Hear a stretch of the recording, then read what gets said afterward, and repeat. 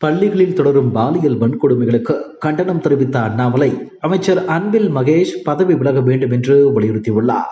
இது தொடர்பாக தமிழக பாஜக தலைவர் அண்ணாமலை வெளியிட்டுள்ள எக்ஸ் தள பதிவில், புதுக்கோட்டை மாவட்டம் அரசு பள்ளியில் மாணவிகள் 7 பேருக்கு பாலியல் தொல்லை அளித்த பள்ளி உதவி தலைமை ஆசிரியர் கைது செய்யப்பட்டிருக்கிறார்.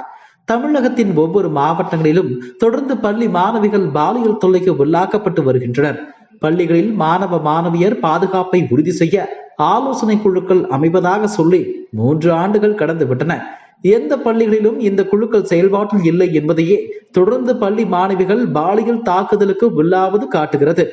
குழந்தைகள் பாதுகாப்புக்கான தேசிய அவசர உதவி எண் 1098ற்கு அழைத்ததால் மட்டுமே தற்போது நடவடிக்கை எடுக்கப்பட்டிருக்கிறது. பள்ளி செல்லும் நமது பெண் குழந்தைகளை பாதுகாப்பதில் திமுக அரசு முற்றிலுமாக தோல்வியடைந்து விட்டது. இத்தனை தொடர் குற்றங்களுக்கு பிறகும் பள்ளி மாணவ மாணவியர் பாதுகாப்பை உறுதி செய்ய எந்த நடவடிக்கையும் எடுக்கப்படவில்லை. இனியும் பள்ளி கல்வித்துறை அமைச்சர் அன்பில் மகேஷ் அமைச்சராக தொடர தகுதியோ தார்மீக உரிமையோ இல்லை. உடனடியாக பள்ளி கல்வித்துறை அமைச்சர் பதவியில் இருந்து அன்பில் மகேஷ் விலக வேண்டும்.